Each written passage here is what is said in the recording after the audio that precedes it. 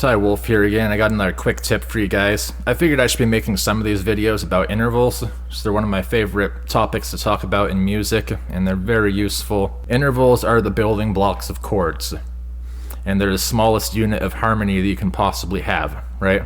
So I'm talking about in intervals, it just means the relationship between two notes, right? And one of the simplest intervals that we can possibly discuss is the octave. The octave is very simple. It's just the same note, higher or lower, right? So see, we got a G here, or no, that's an F because I'm one step down. But listen, see how it's the same note, just higher? Same thing down here. Same note, just lower.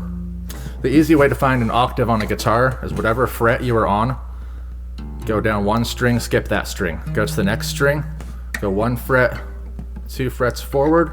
So we got this kind of shape. That is our octave right there. Super easy to find.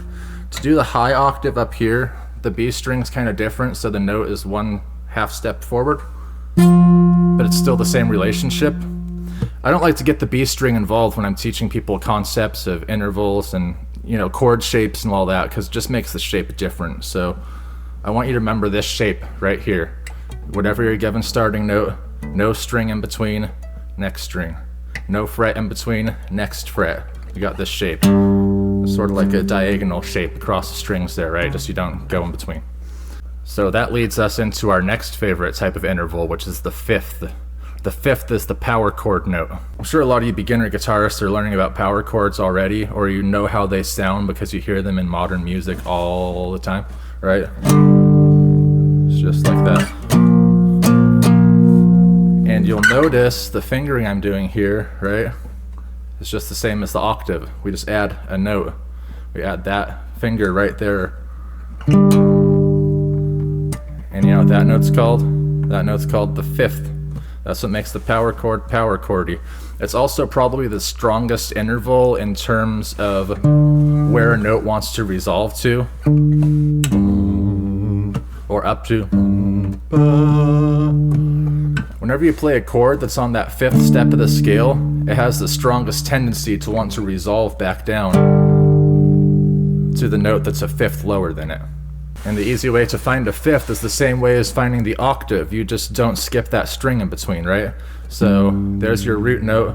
It's the very next string after that. Skip the fret in between. And it's like that, right? Again, very basic stuff. I expect most of you probably learned about this within the first month or so of playing guitar. But I want you to have the names. I want you to know that this is an octave and this is a fifth, because that's going to help us later on.